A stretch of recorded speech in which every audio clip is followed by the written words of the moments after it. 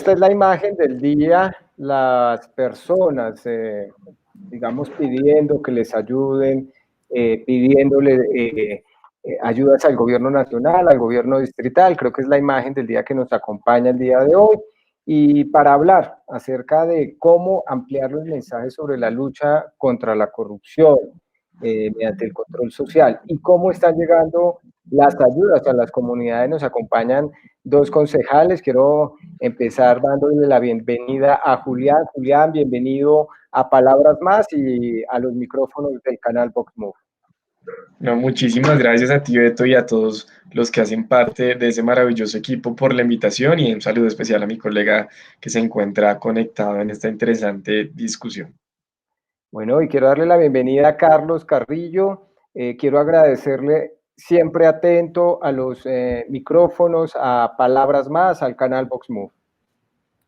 Muchas gracias por la invitación, Beto. Un saludo para usted, para el colega y para todos los televidentes del canal VoxMove.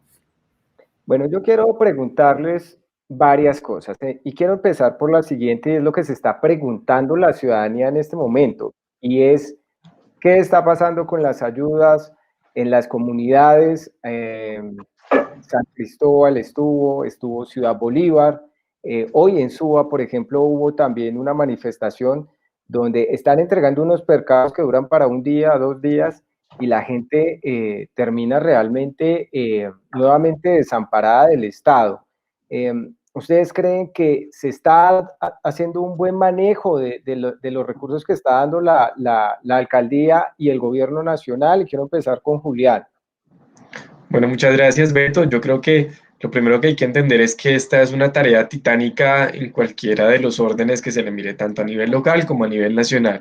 Nunca antes habíamos experimentado una situación de aislamiento social como la que estamos viviendo, y se requiere una capacidad logística, administrativa y en términos de gestión de recursos muy amplia para poder al mismo tiempo articular esfuerzos entre entidades territoriales y el gobierno nacional y hacerles llegar las respectivas ayudas y asistencia social a las familias y a los ciudadanos y ciudadanas que más lo necesitan en este momento. Hay una barrera grande siempre en este tipo de contingencias, y es todo el tema de la identificación y la caracterización de quienes son beneficiarios de estas ayudas, sobre todo porque la particularidad de la emergencia que estamos enfrentando es que no se trata solo de las familias que se encuentran hoy en situación de pobreza o que están registradas en las bases de datos de transferencias monetarias como Jóvenes en Acción, Familias en Acción o Adulto Mayor, sino que también tenemos que tener un plan de contingencia y un alivio a, digamos, la situación económica que enfrentan tanto familias vulnerables como la clase media, incluso otros estratos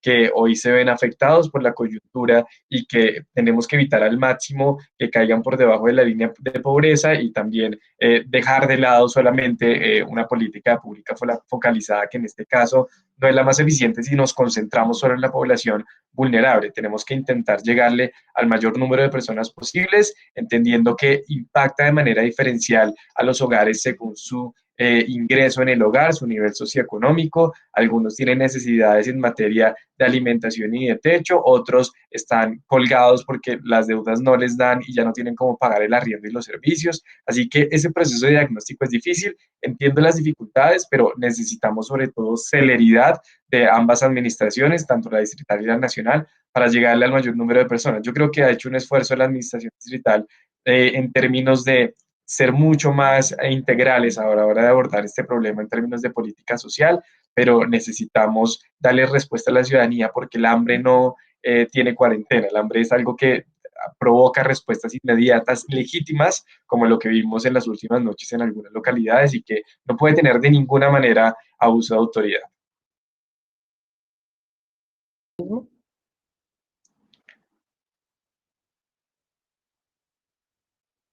No escucho a Carlos. ¿Aló? ¿Ahí Ya. me escuchan? Sí, sí, ahora sí. Bueno, pues yo coincido con el concejal en que sin duda esto es una labor titánica y pues sí, es una emergencia que no se había enfrentado antes, pero es una emergencia que está dejando ver las consecuencias de un modelo económico y de un modelo político que ciertos gobernantes han defendido.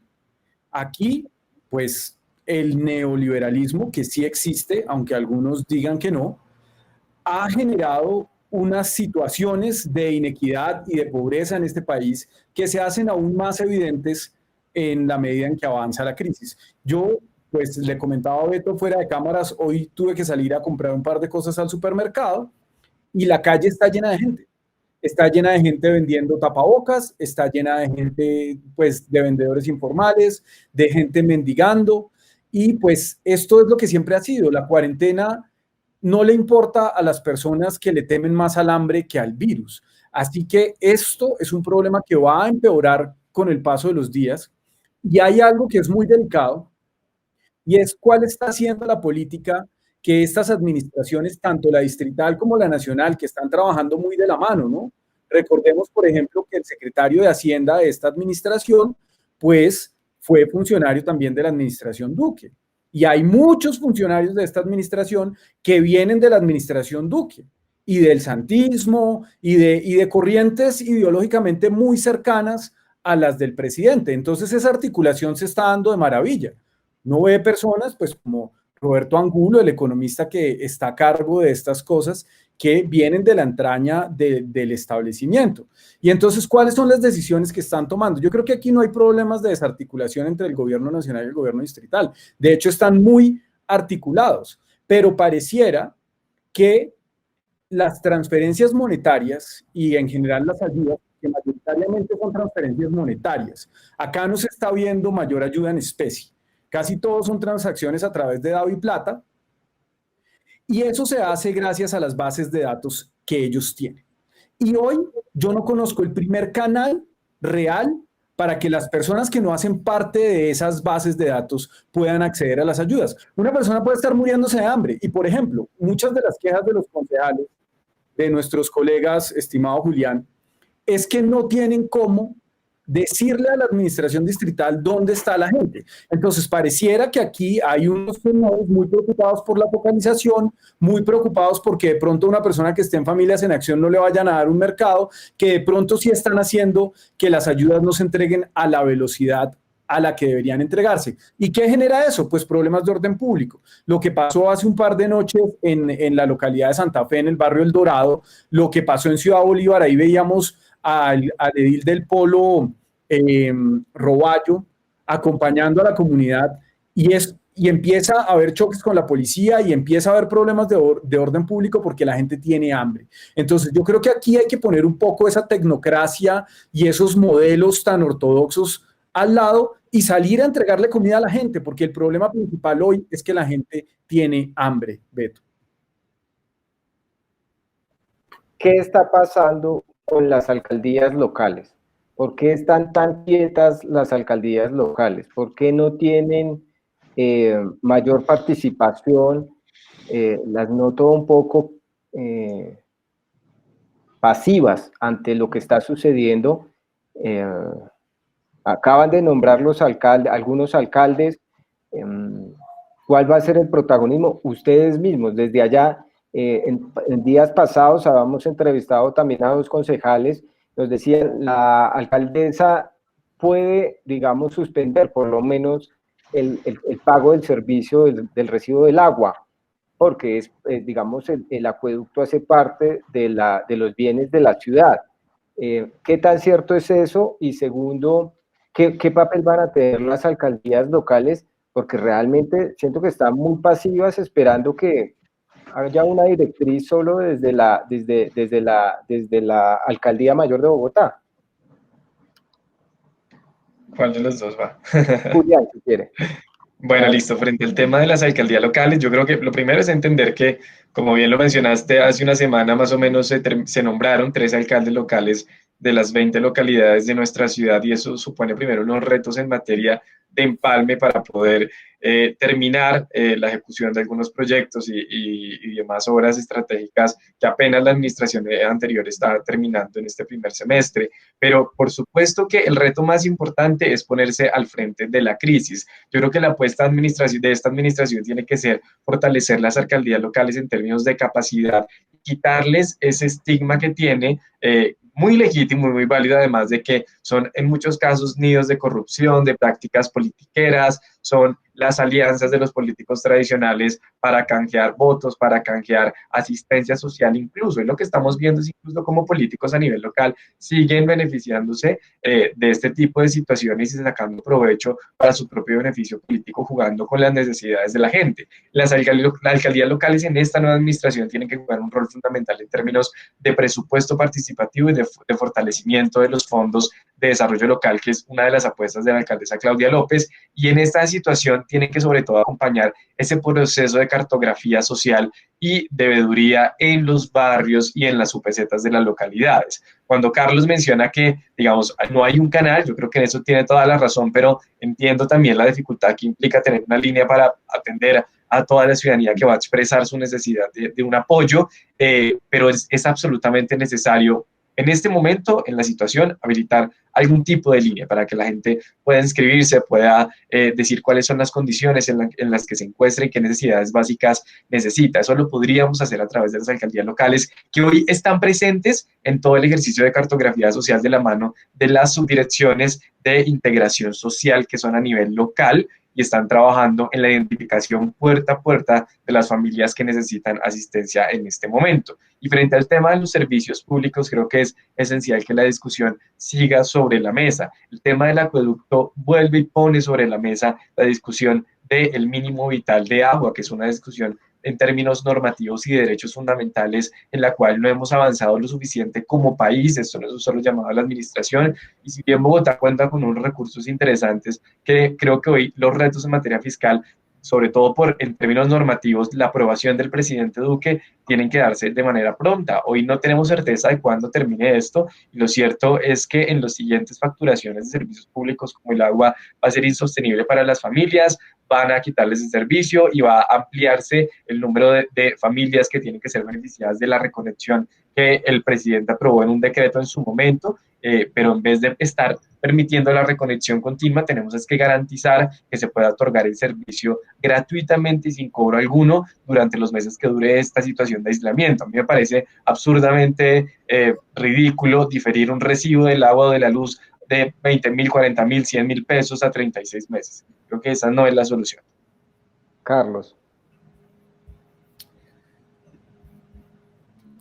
Sí, pues, a ver, yo creo que aquí hay varios problemas con las alcaldías locales. Sin duda, las alcaldías locales han sido unos focos de corrupción, pero yo siento que a pesar de los nuevos nombramientos, hay una especie de línea de la alcaldía de restarle importancia a esos alcaldes locales.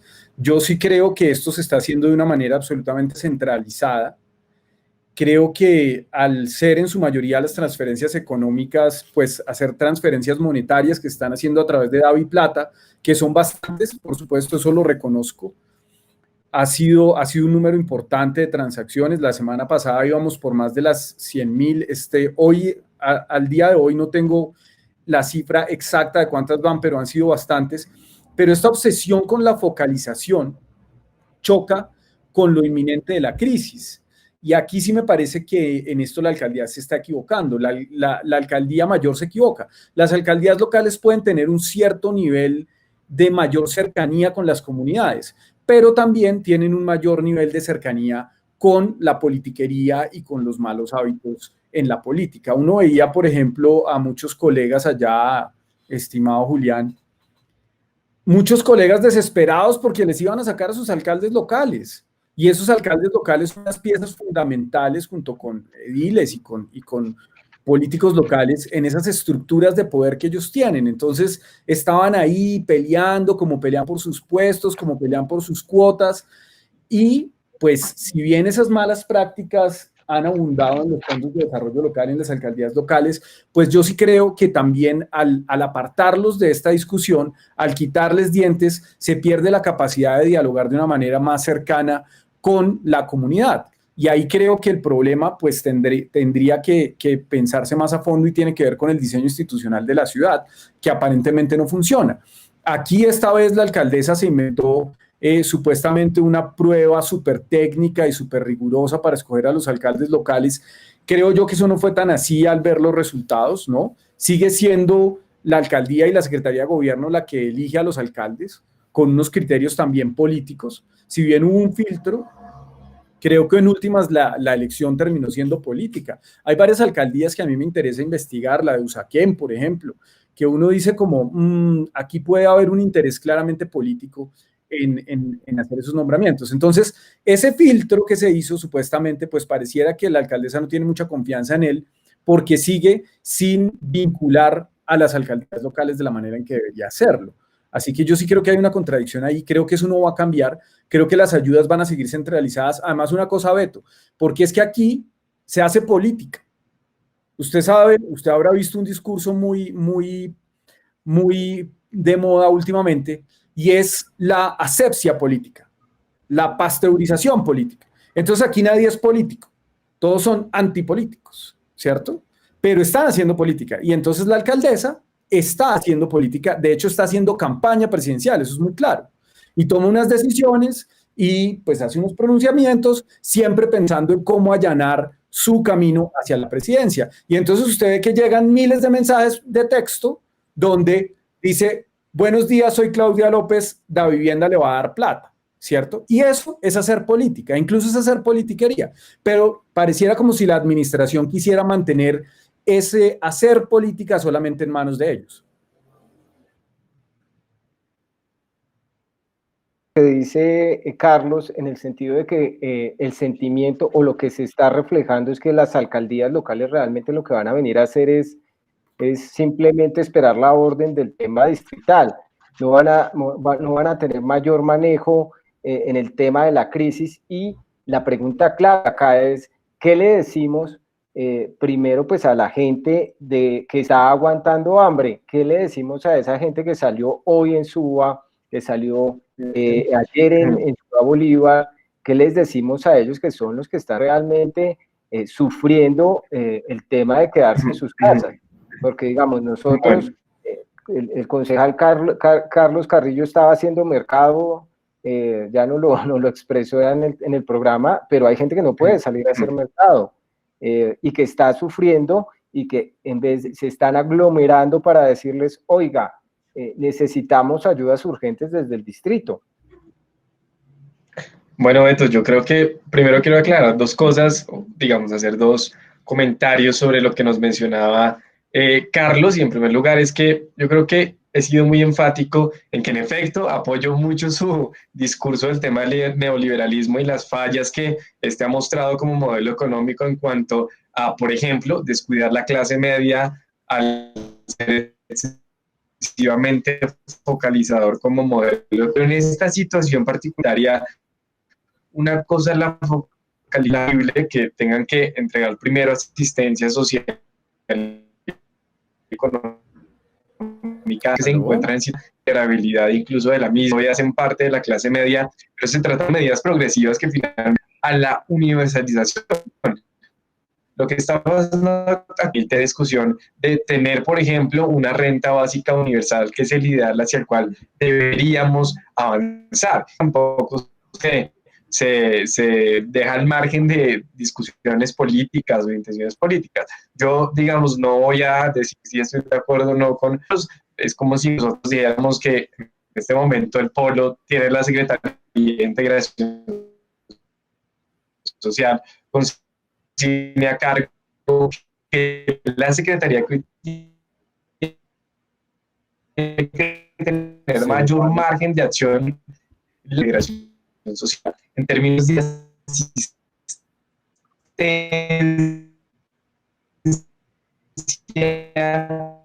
Está, Fernando, está en el máster. ¿Sigue? Bueno, perfecto, sí. Quiero invitarlos entonces, mientras recuperamos, Carlos, a Julián, quiero invitarlos a ver este video, porque esto es lo que los ediles, en este caso, en las localidades, voy a puntualizar, este fue un video que sacaron los ediles de la localidad de Suba, donde hacen un llamado al gobierno nacional y al gobierno distrital ayudas. Los únicos que no participan de ese video creo que son los de la Colombia Humana, que no los veo, pero este video, no sé si en el máster nos confirmen si ya está. para escucha? que ¿Ya se escucha? regresemos para conectarnos nuevamente con Julián.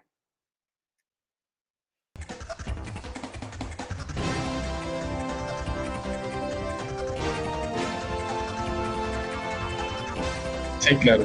¿Me escuchas?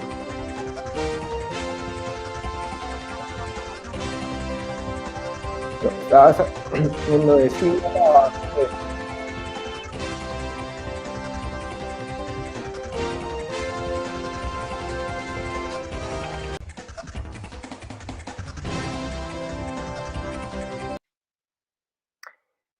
Ese video, allí los ediles manifiestan el no apoyo de las ayudas del distrito, del gobierno nacional, y es, digamos, el llamado que están haciendo a nivel distrital y a nivel nacional, porque, digamos, si bien Carlos hablaba también del tema de la corrupción que hay allí en estos, digamos, en las alcaldías, no sé a cuál se refiere puntualmente, pero digamos, los ediles tratan de hacer también algo de trabajo en lo posible dentro de cada uno de su localidad. Ellos, digamos, no sé, en un acto de no poder hacer nada por la comunidad, pues dicen, bueno, vamos a hacer este video y lo sacan en sus redes sociales. Y volvíamos entonces con Julián para que retome y ya le preguntamos acerca del video a Carlos, pero termina Julián lo que estabas hablando de Cinia Navarro y el tema de la cartera que ella maneja de Secretaría de Integración Social. Julián. Sí, no, básicamente, ¿se escucha bien? Sí. Sí. No. Volvió a ir Julián. Bueno, mientras recuperamos a Julián, le va a preguntar entonces a Carlos. Sí.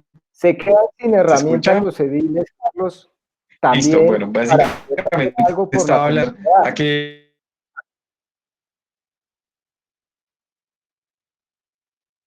Carlos, no escuchamos a Carlos.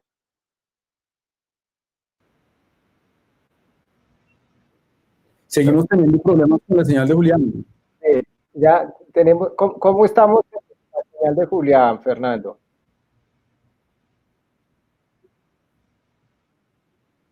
Ya estamos bien.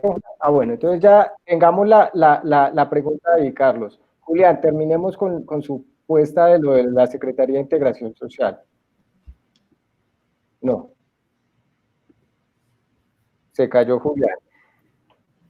¿Por qué no, Fernando, por favor, exacto, desloguearlo para que vuelva a ingresar, por favor. Por favor. Y seguimos con Carlos diciendo, ¿se quedan sin herramientas los ediles para poder trabajar en las localidades, Carlos? Sí, yo creo que sin duda se quedan sin herramientas, no solamente los ediles, sino en general todo el resto de los políticos, por lo que hablamos de la centralización de estas decisiones. Incluso la misma Secretaría de Integración Social, pues yo creo que el concejal Julián debe conocer el funcionamiento del distrito, pues es concejal de Bogotá, y las decisiones no las va a tomar la secretaria, sea de mi partido, sea del partido que sea. Aquí esto son decisiones que toma la alcaldesa.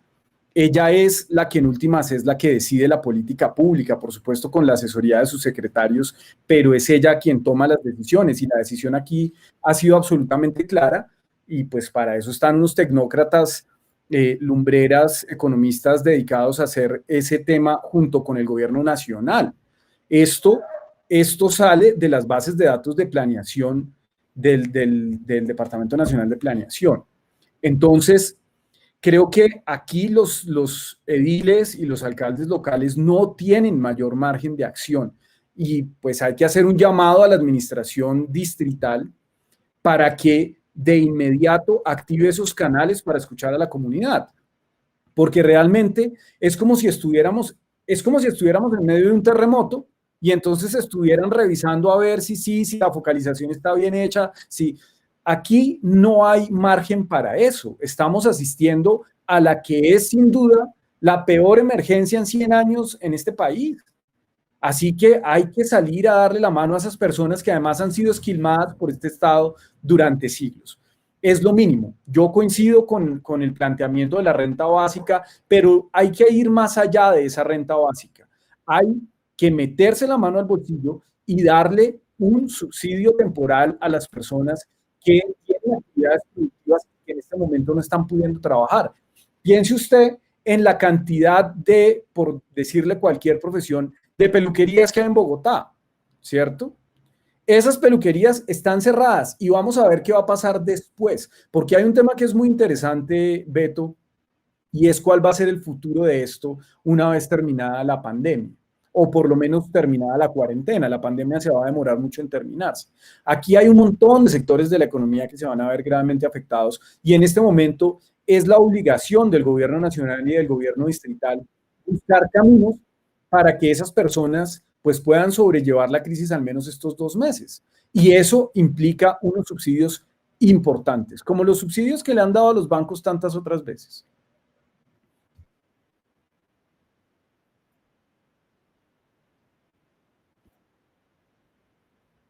Sí, digamos que lo que dice Carlos es básicamente que los políticos se están quedando sin herramientas. Creo que compartimos lo mismo, Carlos. Entonces, la ciudadanía tiene que estar a manos de quién. Es decir, mire, los bancos están haciendo lo que ellos quieren. ¿Quién va a ayudar a la ciudadanía entonces? Si todo este tema, si se supone que son los políticos o las entidades distritales y gubernamentales las que tienen que darle la mano. Y si a eso le suma a usted, por ejemplo, todo el tema de corrupción con mercados y ese tipo de cosas, pues usted me dirá si la ciudadanía está huérfana. De acuerdo, Beto. Esa es una lectura que se hace, pero yo creo que aquí quienes fueron elegidos para tomar las decisiones, pues tienen que ser conscientes de la gravedad de la situación y tienen que ser conscientes de que este estallido social, que además se estaba dando antes de que apareciera el virus, este estallido social es incontrolable y que tienen que aplicar medidas de choque inmediatas, y eso no es otra cosa distinta a la generosidad, algo que históricamente nunca han tenido y ahora pues van a estar obligados a tenerla, si no el estallido social va a ser de unas dimensiones incontrolables. Julián, ya recuperamos a Julián. Julián, terminemos con el tema de Cinia y le adelanto, no, estamos sin herramientas o los políticos están sin herramientas para ayudar a la ciudadanía.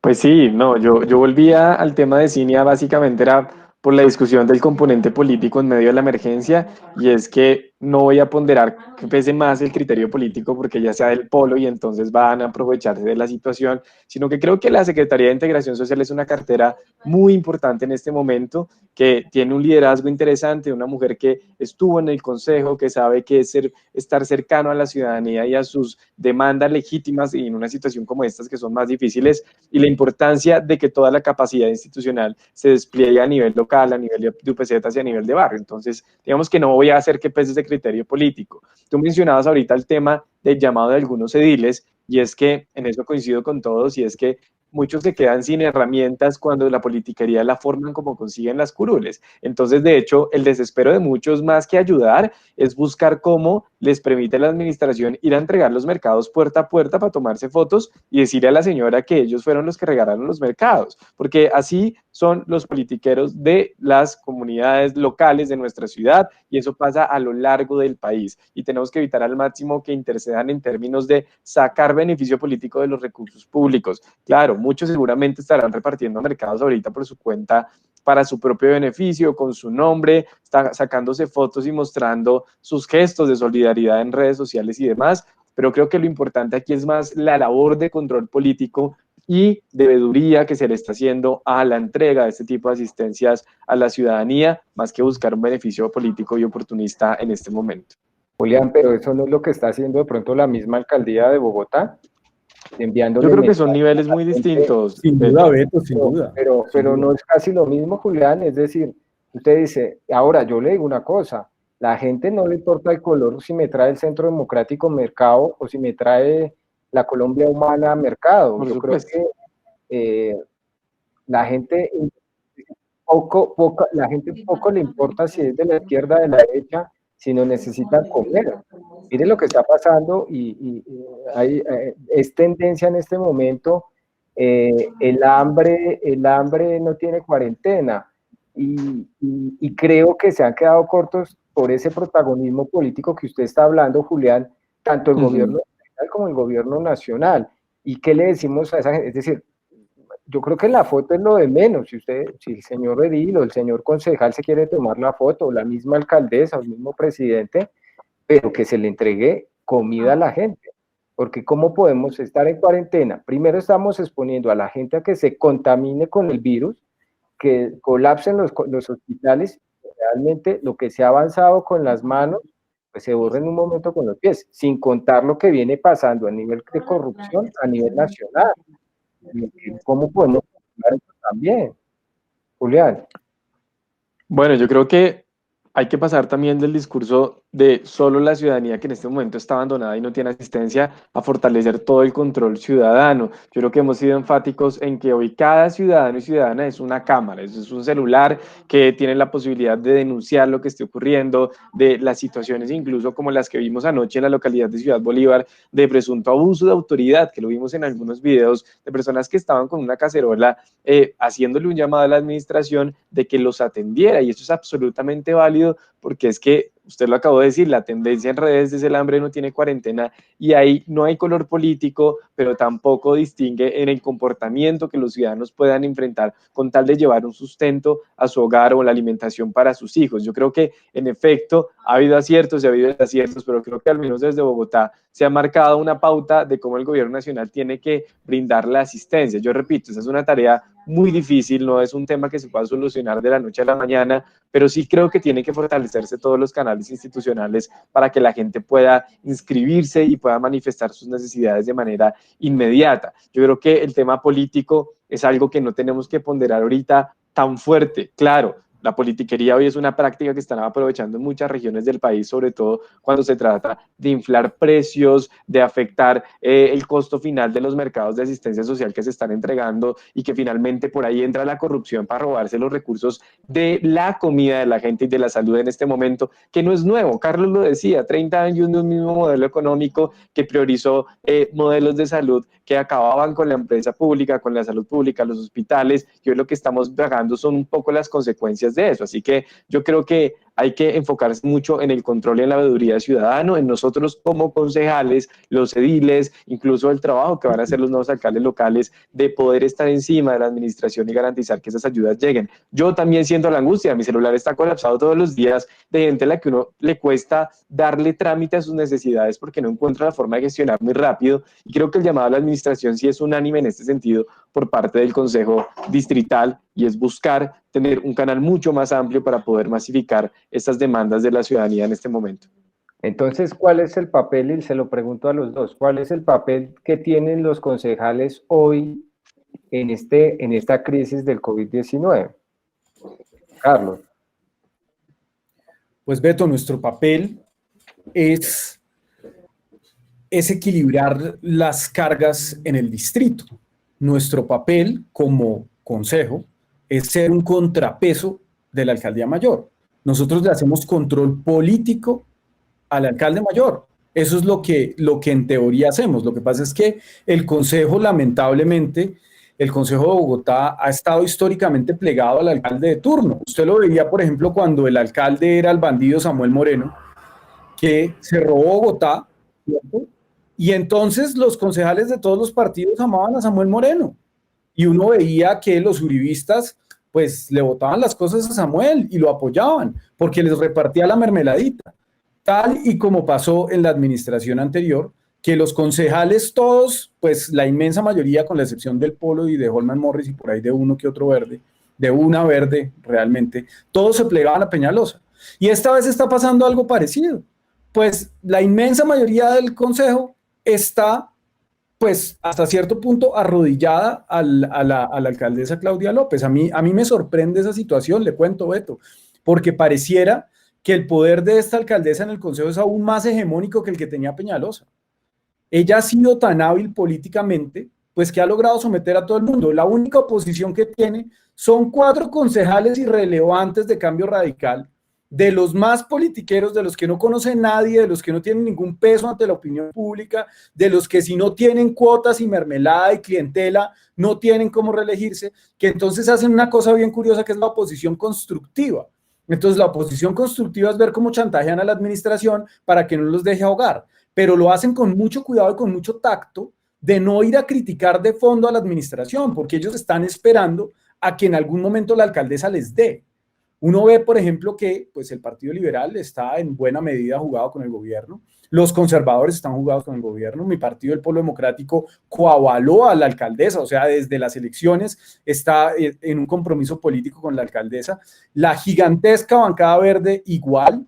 Entonces uno dice, pues el papel del consejo aquí se vuelve un poco irrelevante, porque nosotros lo que deberíamos estar haciendo es eso, control político. Por ejemplo, ¿cómo es posible una cosa que yo denuncié en estos días, Beto, que el secretario de Movilidad esté devengando desde Buenos Aires? O sea, no solamente está teletrabajando, sino está en otro país. Eso es una absoluta irresponsabilidad. Eso es una muestra de la confianza que la alcaldesa se tiene. Pero usted ve que en el consejo no se dice mayor cosa. Se lo aplauden. Uno de los secretarios, Beto, termino con esto. Si nosotros ni siquiera hacemos el control político al gabinete, pues entonces, ¿cuál es el papel del consejo? Pues ser decorativo. Julián, ¿cuál es el papel? ¿Qué proponemos, Julián? ¿Qué proponemos? ¿Qué proponemos? Yo quisiera preguntarle a Julián, es que eso es muy fácil decir proponer, pero lo que pasa es que la alcaldesa se llama Claudia López, no Julián Sastop. Por supuesto que sí, pero usted, Carlos, usted lo repite permanentemente en los debates. Somos la primera autoridad político-administrativa de la ciudad y en ese sentido hay que coadyuvar a solucionar esta emergencia. De a uno que no nos escuchamos. Esperemos. Y creo que no hace falta dar ejemplos, pero en este caso hay que entender que el Consejo de Bogotá también tiene un carácter de iniciativa normativa que sí, ahorita no podemos sacar proyectos de acuerdo seguramente a menos de que nos convoquen a extraordinarias, pero podemos emitir propuestas que usted tiene que reconocer que los colegas en el Consejo lo han hecho de una manera muy proactiva y muy eficiente. El presidente de la corporación ha recogido a través de la Secretaría General un sinnúmero de propuestas que le pedimos, y es que se lo pedimos porque usted lo ha dicho, somos la primera autoridad político-administrativa de las ciudades y que le pedimos a la alcaldesa que nos escuche y que intente materializar todas las propuestas que nosotros hemos hecho en materia de desarrollo económico, de reactivación económica, de asistencia social y humanitaria, de mejorar la atención en la prestación de servicios de salud como primera línea de respuesta sanitaria a la emergencia. Hemos hecho propuestas muy válidas que la administración tiene que considerar. Para eso tiene que hacerse notar el papel de nosotros como concejales, y es que no se trata simplemente de hacer el control o de hacer las cosas, sino también de que nos escuche y pueda tramitar las necesidades de la ciudadanía a través de iniciativas propias de nosotros como cabildantes en la ciudad. Yo creo que ha habido propuestas muy valiosas y la alcaldesa es la alcaldesa y claramente es quien ejecuta bien la ciudad, pero tiene también que tanto rendirle informes al Consejo sobre los cuales haremos todo el control político necesario que haya. Pero bueno, seguimos en este debate sobre las comunidades y cómo estamos tratando de dar ayudas a las comunidades que se manifestaron ayer y que se han manifestado el día de hoy y que pueden generar en últimas que la gente se contamine, que se colapse luego el sistema de salud y que también se contaminen de COVID, que esto empeoraría las cosas. ¿Sí? Estábamos hablando de las propuestas, Julián. Quedamos en el tema de las propuestas. Entonces, ¿qué propuestas haría el Consejo de Bogotá a la alcaldesa Claudia López? Porque Carlos nos estaba comentando, aquí termina siendo, me perdonan ustedes, señores concejales, el Consejo un saludo a la bandera. En este momento, Beto, yo creo que retomando la idea, nosotros no podemos pasar por desapercibidos.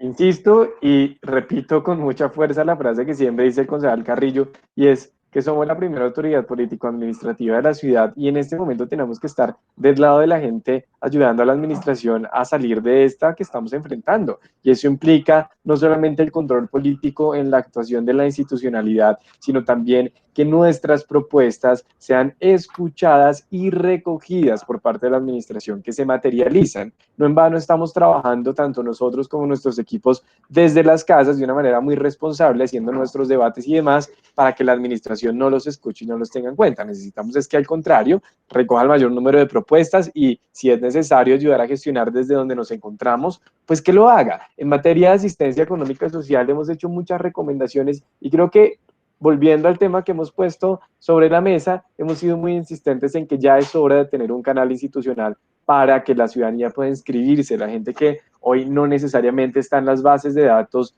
de transferencias monetarias y que se queda fuera de la cartografía social que están adelantando, sino los que, por ejemplo, no tienen más ahorros, hacen parte de la clase media, están en riesgo de caer en la línea de pobreza, las personas que hacen parte de la pobreza ocultan otros estratos que tienen necesidades realmente complicadas en este momento y que hay que cubrir de alguna forma, hay que habilitar ese registro porque estamos hablando de personas con desempleo crónico, nuevos desempleados, personas que hacían parte, por ejemplo, de las microempresas en Bogotá, que son el 93% de las empresas de la ciudad y que hoy no tienen trabajo, a los cuales también hay que ofrecerles un plan de apoyo que incluya, por ejemplo, y eso es un llamado al gobierno nacional, el pago de la nómina de casi 7,5 millones de personas en Colombia que hacen parte del sector microempresarial y que eso apenas representaría el 0,37% del PIB. No es una inversión muy alta y sin duda alguna va a potenciar, digamos, el trabajo del gobierno local y nacional en materia de asistencia a las personas vulnerables en medio de la emergencia. Creo que propuestas hay muchas y creo que nos podemos quedar 3 días hablando de ellas si recogemos todo lo que nos ha dado el Consejo de Bogotá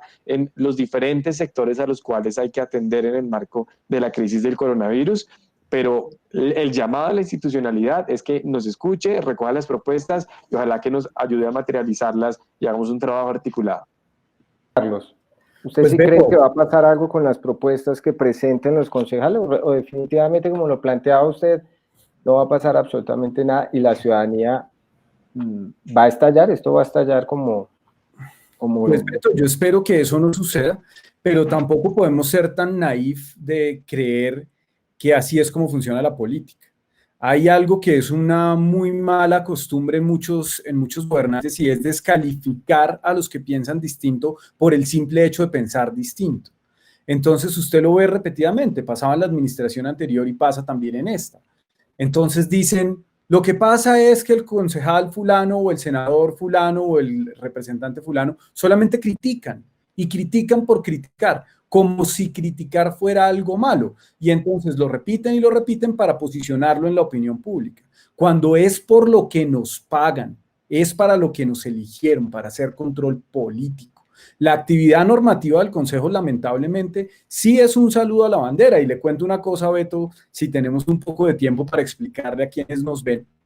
¿Cómo funciona eso de la actividad normativa en el Consejo? Porque es que muchos quizás ni siquiera saben de qué estamos hablando. El Consejo hace normas, mientras que el Congreso hace leyes, nosotros hacemos normas. Pero son normas que en muchos casos la iniciativa normativa simplemente busca darle gusto a Consejo Cómo Vamos, que es una medición de Pro Bogotá, pues de Bogotá Cómo Vamos, que son los cacaos, que son unos sectores de poder que están alineados con unos intereses. Y entonces, esa medición, que es la única medición de los concejales le tienen muchísimo miedo. Y lo que hacen es presentar proyectos de acuerdo absolutamente inanes con tal de puntuar en Consejo Cómo Vamos. Entonces, yo puedo hacerle, Beto, un proyecto de acuerdo para cambiarle el nombre a una calle o lo que sea y poner un monumento que se llame Beto Díaz. Y eso me cuenta en Consejo Cómo Vamos. Entonces, qué maravilla, qué gran concejal es el que aprueba más normas sin que necesariamente sean normas que tengan alguna incidencia, porque mucho ojo, no pueden tener impacto fiscal. Y ahí empieza una tensión con la administración, que es la dueña de la chequera, en ver hasta qué punto se puede proponer. Entonces, no seamos ingenuos. Aquí los amigos de la administración son los que más pueden proponer, porque la administración directamente lo va a escuchar. Si usted tiene en el WhatsApp a Claudia López todo el día y le dice, alcaldesa, haga esto, alcaldesa, no sé qué, pues sí, usted puede proponer todo lo que quiera porque la administración lo va a escuchar, pero ese no es el deber ser de la corporación. La corporación debe tener una majestad, ¿cierto? La corporación debe tener una autonomía. Y resulta que hay muchos concejales que ni siquiera se lo han creído. No es que yo lo repita todo el tiempo, Julián, es que es la verdad. Lo que pasa es que hay otros que no se la creen y entonces no son capaces de levantarle la voz a la alcaldesa cuando hay que levantársela, por más de que sea el mismo partido. Vea, si yo hubiera estado en este consejo cuando fue alcalde Samuel Moreno, pues habría estado denunciándolo. Me habría importado un pepino que ese bandido hubiera recibido el aval de mi partido. Y también habría criticado a Petro si hubiera sido concejal en la administración Petro. Pero y también Carlos, criticaría a Claudia López cuando crea que lo que está haciendo no está bien. pero digamos, cosas buenas y cosas malas, digamos, de lo que, como usted lo está planteando, cosas negativas, cosas positivas. Digamos, positivo que cerró en su momento la ciudad, yo creo, eso hay que sumárselo. Negativo, ¿qué le ve usted negativo? ¿Lo de Corferias le parece que fue un error? Lo de Corferias, vea, a mí negativo, por ejemplo, me parece absolutamente negativo que haya seguido adelante con el proyecto Peñalosa del San Juan de Dios. Eso es un cálculo político y le diría yo un cálculo politiquero. ¿Por qué? Por ejemplo, ¿qué da más rédito político? Entregar un hospital reforzado, reciclado de los años 50 o entregar un edificio nuevo de muchos pisos con espejos. ¿Qué da más rédito político? Entregar el hospital nuevo. Pero resulta que el Hospital San Juan de Dios es patrimonio, todo el conjunto.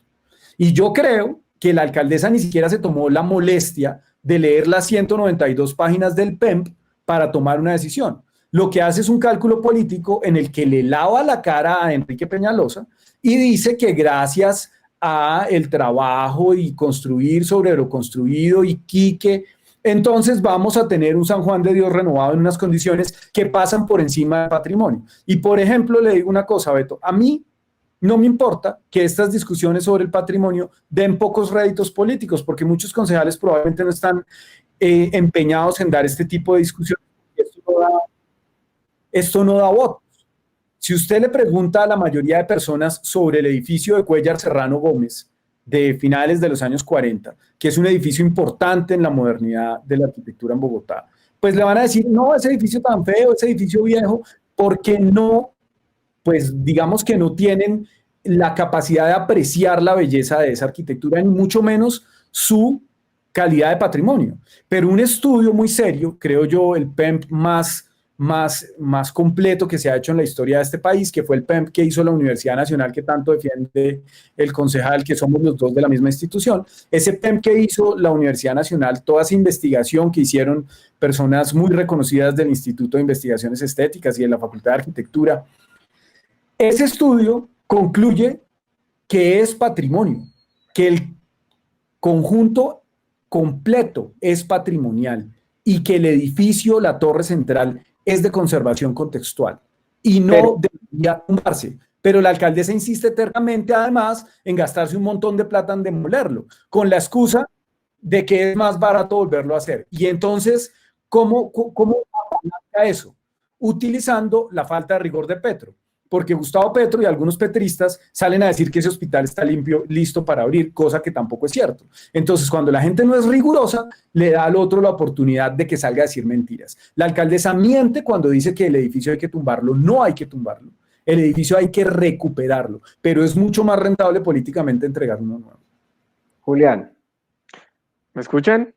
Sí, sí. Vale, yo quiero rescatar lo último que dijo Carlos, y es que creo que no hay que mentir de ninguno de los dos lados, y por eso creo que caer en actitudes populistas también de mentir a la gente, a mí me parecía lamentable tener que ver ayer en la tendencia tanto el nombre de Corferias como el nombre del Hospital San Juan de Dios, porque estaban dando a entender que por qué la alcaldía no se gastaba los miles de millones en este momento adecuando el San Juan de Dios para ponerlo ya en funcionamiento, y diciendo la misma mentira de que es que quieren tumbar todo el complejo hospitalario porque quieren poner un negocio privado. Claro, decir mentiras y reproducirlas de esa forma también es tener un sesgo político con rédito político, Carlos, y es que a Gustavo Petro en este momento cree que esa es el tema que tiene que estar de primeras, el tema de recuperar el San Juan de Dios, de que como él se lo imagina, decirle a la gente que está en perfecto estado y que ya pueden poner todas las camas de UCI que quieran cuando se sabe que Corferias va a funcionar es para tener capacidad hospitalaria general para poder descongestionar las entidades hospitalarias que hoy cuentan con la capacidad instalada para instalar camas de UCI. Eso es lo que tenemos que buscar en este momento.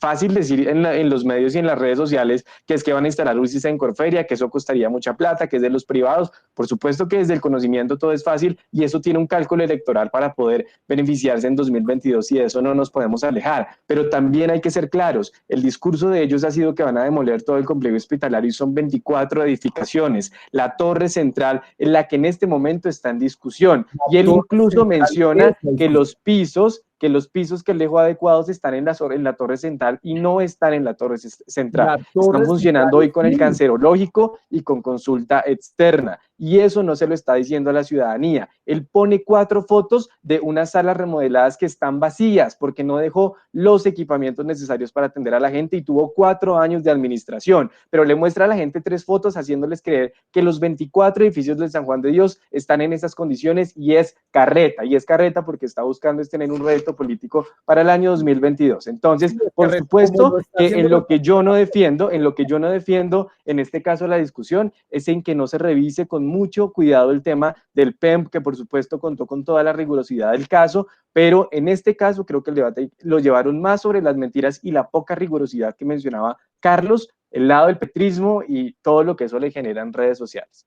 Claro, claro, Julián, pero lo que pasa es que usted no puede desconocer que la alcaldesa también está mintiendo y está prácticamente tirando el PEMP a la basura, porque ella insiste en construir sobre lo construido y en lavarle la cara a su mentor, a su amigo Enrique. Ya hasta otra vez lo llama por el nombre de pila. Yo creo que en la campaña los asesores le recomendaron que no le dijera Enrique, sino que le dijera Peñalosa para que no sonara tan familiar. Ya otra vez le dice Enrique.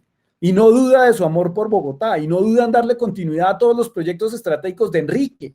¿Ve? Entonces la alcaldesa también miente y también hace política, porque es que para pelear se necesitan dos. Y esa pelea, que a mí me parece bastante estéril, entre Petro y la alcaldesa, pues para que esa pelea se necesitan los dos. Y la alcaldesa ha mentido, y no solamente miente, sino después sale a descalificar a cualquiera que le lleve la contraria. Yo, por ejemplo, cuando escucho los pronunciamientos de María Eugenia Martínez, que fue la directora de Patrimonio en la administración de Petro, le doy toda la razón, porque no está mintiendo, está diciendo la verdad, está diciendo lo que dice palabra por palabra el PEMP, que es un estudio muy serio. En cambio, la alcaldesa no hace eso. La alcaldesa miente. Y en este momento, la Torre Central del San Juan de Dios, que es un edificio con mucho valor patrimonial, va a ser... No tanto como los otros, ¿no? Va a ser demolida. Yo creo que usted probablemente no conoce la historia de la arquitectura de Bogotá a profundidad, pero le cuento que Cuéllar Serrano Gómez es una firma muy importante en la historia de este país y ese edificio tiene valor y ese edificio se puede recuperar. Y aparte, recuperarlo costaría mucho menos de lo que costaría construir un edificio nuevo. Además es un edificio pensado para hacer un hospital que funciona perfectamente, que puede recuperarse. Pero en este momento no. ¿Usted es consciente que para la emergencia no? De quién sabe cuántos pisos. Sí, en este momento no. Yo nunca he dicho que en este momento se pueda. Bueno. Son mentiras del petrismo. Y a mí no me interesa repetir mentiras del petrismo. Ese edificio hoy no se puede utilizar, pero hay que recuperarlo, no hay que demolerlo. El hecho de que necesite un refuerzo estructural no quiere decir que haya que tumbarlo. Pues obvio que necesita un refuerzo estructural porque es un edificio de los años 50 y no cumple con la norma de hoy. Pero yo quiero, para que no nos vayamos... No perdamos el foco, ¿no? El día de hoy, es qué le decimos a los ciudadanos que no han almorzado el día de hoy, por ejemplo. ¿Qué les decimos a ellos? Porque si bien ustedes hablan que la pelea de Petro, que la pelea de Claudia, por unos intereses políticos X o Y, o que si entregan mercados que es para la foto, o que una cosa a la otra, ¿qué se le dice a ese ciudadano que está y que no le importa, y que seguramente ni habrá votado ni por Petro, ni por Claudia, incluso de pronto ni por ninguno de ustedes dos? ¿O qué se le dice a ese ciudadano que hoy está sufriendo y que no tiene, Carlos y Julián, lo de su sustento de él y su familia? No sé cuál que... Julián, empecemos con Julián. Sí, no, yo creo que... Mire, yo creo que la veeduría ciudadana en este momento es absolutamente indispensable, Beto. Yo creo que tiene que acudir a los canales institucionales que sea necesario.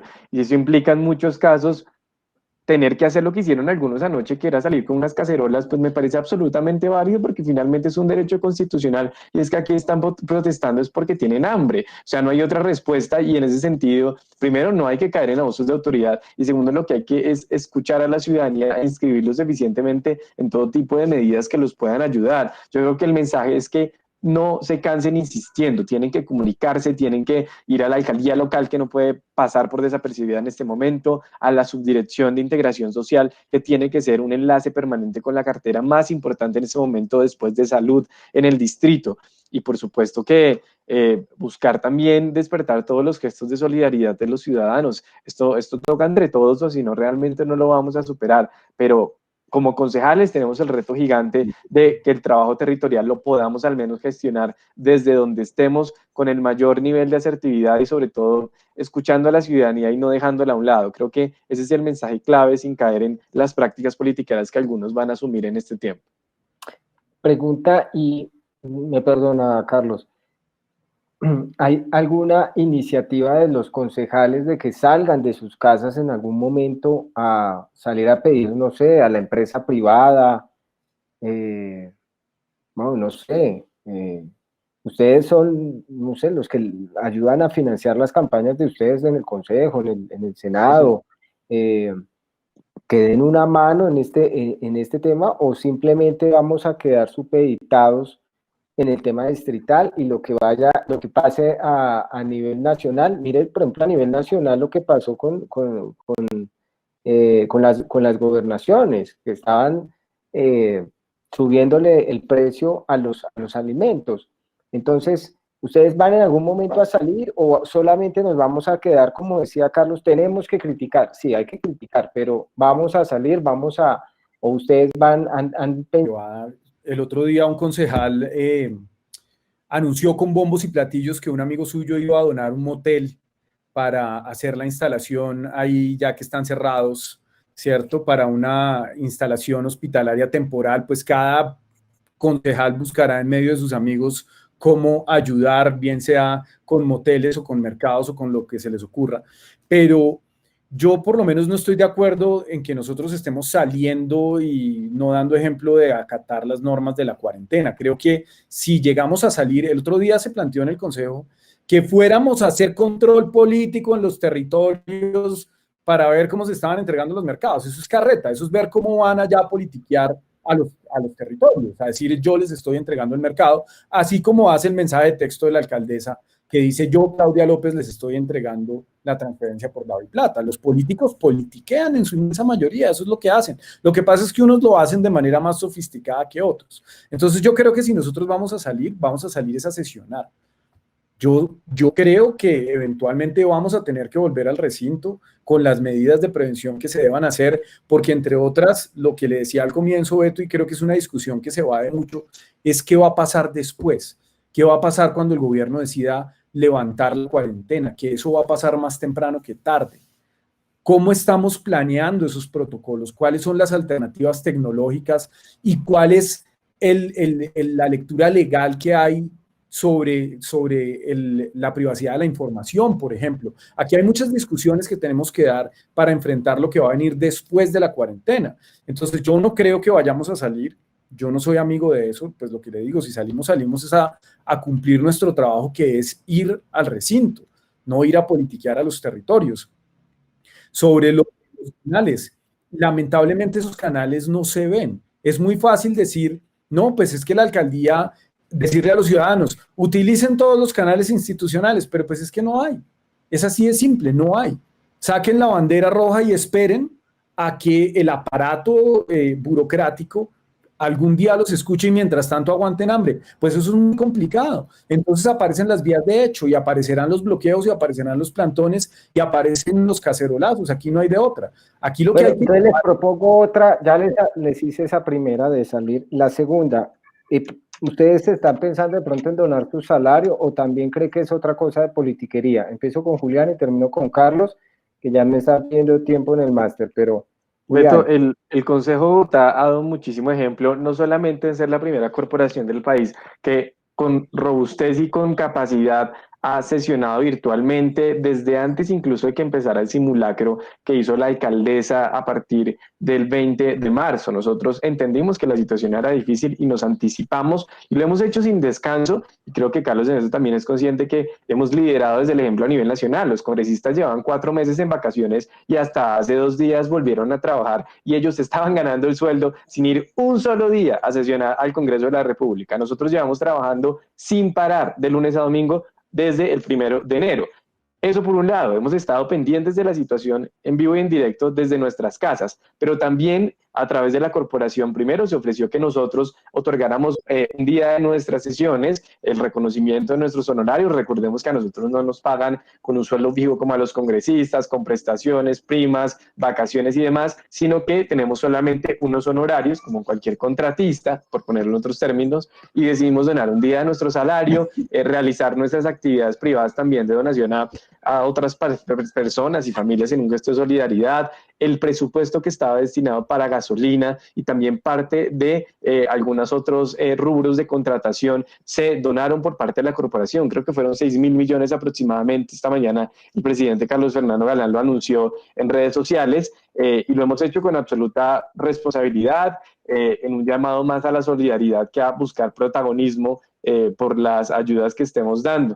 Entonces, de hecho, esta mañana Galán le pidió a Claudia que el presupuesto del Consejo se destinara, y corrijo el dato, 6.965 millones de pesos que teníamos asignados para el programa de Solidaria, Bogotá Solidaria en Casa. Entonces, creo que hemos hecho al menos un trabajo desde el ejemplo. Carlos. Sí, todos los concejales donamos. Lo que pasa es que yo no soy muy amigo de hacer... de publicitarlo. De ese tipo de acciones, porque buscan todo lo contrario. Hay unos políticos, pues por ejemplo, por ahí vi a algunos senadores y senadoras, a la senadora Angélica Lozano, cacareando mucho sus donaciones, pero los problemas aquí no se arreglan con que unos asalariados donen. Aquí los problemas son mucho más grandes que eso. Ojalá la alcaldesa también done su sueldo y los secretarios, que aparte para que vea, los secretarios ganan más que los concejales. Un secretario de despacho gana más que un concejal, entre otras porque tiene prima, tiene vacaciones, tiene cesantías, está contratado. Nosotros somos rapitenderos, nosotros somos rapitenderos bien pagos, a nosotros nos pagan por mandado. Entonces, cada sesión que hacemos, pues nos pagan, y si no vamos a la sesión, no nos pagan. Y eso, fíjese que también es contraproducente porque hace que la corporación a veces sesione sin tener necesidad de sesionar. Eso es así. Eso no es la panacea tampoco, como dice el senador Bolívar, que es que a todos tienen que pagarnos por sesiones. Si al Senado le pagaran por sesión, tendría los mismos problemas de ineficiencia que tiene hoy el Consejo porque le pagan por sesión. Pero es que es muy fácil cabalgar sobre el desprestigio de una corporación. Entonces, para un político es muy fácil salir a decir, es que los concejales se ganan 50 millones de pesos y no hacen nada. Pues no es verdad, porque ni nos ganamos 50 millones de pesos ni tampoco no hacemos nada. Tenemos un salario bueno, pero no es nada extraordinario del otro mundo. Y trabajamos un montón. Entonces, pues donar el salario, eso no va a arreglar los problemas. Nosotros ya hicimos unas donaciones y pues yo creo que ese tipo de cosas se hacen de corazón y no para politiquear con eso. Bueno, yo quiero agradecerles a ustedes el tiempo que tomaron, con incluso las fallas técnicas que tuvimos. Quiero agradecerle a Julián. Julián, muchas gracias. No sé si quieras cerrar con algún último mensaje. No, muchas gracias, Beto, a ustedes por invitarme a ser parte de este espacio, a Carlos también por su tiempo, y qué bueno encontrarnos en estos espacios, más allá de la limitación presencial que hoy tenemos, y que ojalá podamos volver al menos a trabajar en el Consejo pronto, porque a la normalidad de seguro no vamos a volver como ciudadanos y ciudadanas alrededor del mundo. Carlos, muchísimas gracias. Muchas gracias, Beto. Un saludo para todos, para el colega y para quienes nos ven. Todos los días de lunes a viernes vamos a estar a las 4 de la tarde para que no se pierdan estos especiales del canal VoxMove. Quedamos atentos a unir todo el programa el día de hoy con nuestro máster, con Fernando, agradecerle a él también, para que quede todo el programa completo en una sola cápsula. Ya están las dos al aire, en primera y segunda parte. Entonces, muchísimas gracias. Ya saben, pueden seguir en @BetoDíazB, en @palabrasmas y @canal VoxMove. A todos muchas gracias y nos vemos el día de mañana.